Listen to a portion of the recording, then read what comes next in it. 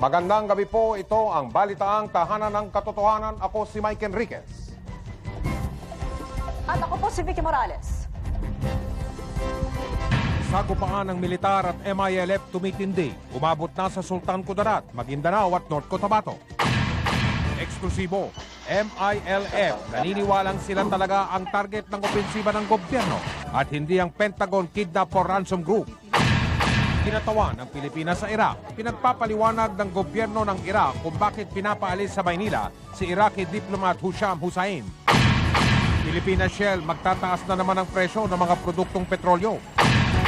Balita sa loob ng showbiz circle, Patricia Javier palaban pa rin sa kanyang sexy concert.